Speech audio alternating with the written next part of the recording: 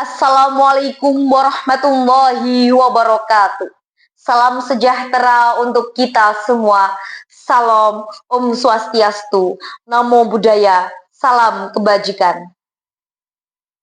Sebelumnya, izinkan saya, Amelia Novita Chandra Devi, dari SMA Negeri 1 Gambiran, untuk menyampaikan orasi yang berjudul Suara Anak Muda, Nyawa Keadilan Bangsa.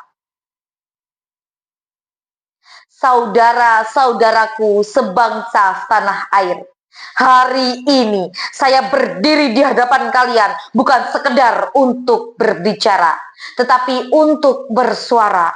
Bersuara lantang, bersuara tegas, bersuara dari hati yang gelisah. Karena negeri ini, negeri yang kita cintai, sedang menanti suara anak muda untuk menegakkan legislasi yang progresif dan berkeadilan. Kita tahu, tahun 2025 bukan tahun yang tenang. Parlemen melahirkan undang-undang, tetapi tidak semua lahir dari rahim keadilan. Lihatlah undang-undang minerba yang memberi karpet merah bagi korporasi. Sementara masyarakat adat terusir, petani kehilangan tanah, dan lingkungan rusak tanpa belas kasihan. Lihat pula RUU penyiaran yang justru mengancam kebebasan pers, membungkam suara kritis, dan merantai demokrasi dengan kata larangan. Apakah ini wajah keadilan? Saudara-saudaraku, sejarah telah memberi teladan. Tahun 1945, Bung Karno berkata, revolusi belum selesai. Tahun 1966, mahasiswa turun ke jalan melawan tirani.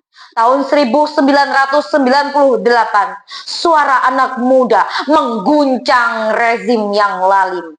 Dan kini, di tahun 2025, giliran kita yang melanjutkan suara sejarah itu. Kita bukan sekedar penonton bangsa ini. Kita adalah penggerak, kita adalah pengawal, kita adalah penentu arah. Kita muak dengan ketidakadilan, kita marah pada keserakahan, dan kita berontak terhadap ketertindasan.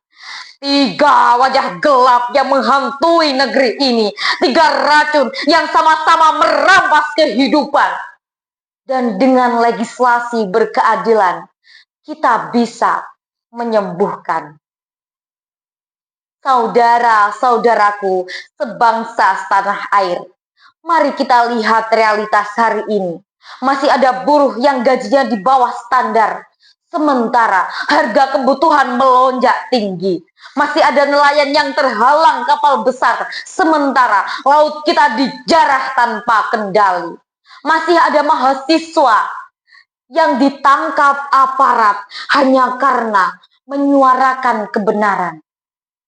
Apakah ini Indonesia yang kita impikan? Apakah ini hasil dari undang-undang yang mereka banggakan?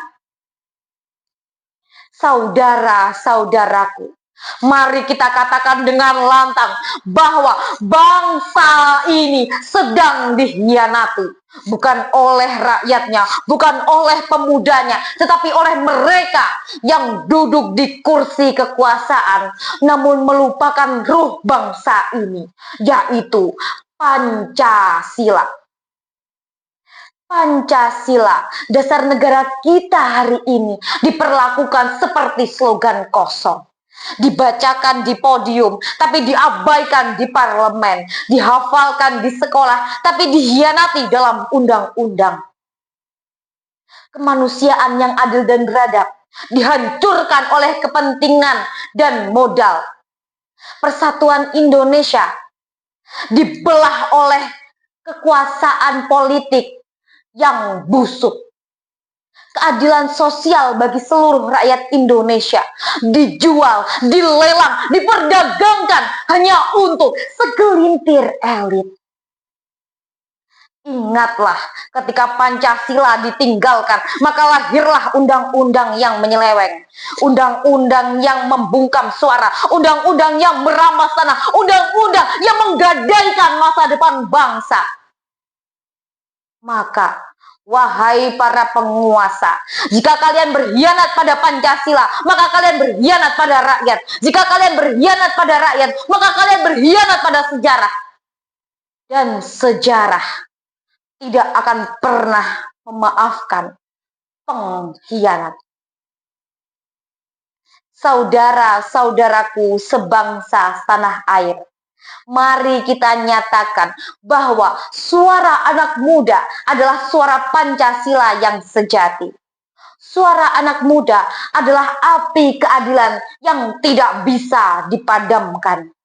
Suara anak muda adalah palu sejarah yang siap menghancurkan setiap tirani yang berani menginjak bangsa ini. Hidup anak muda, hidup rakyat Indonesia, hidup keadilan.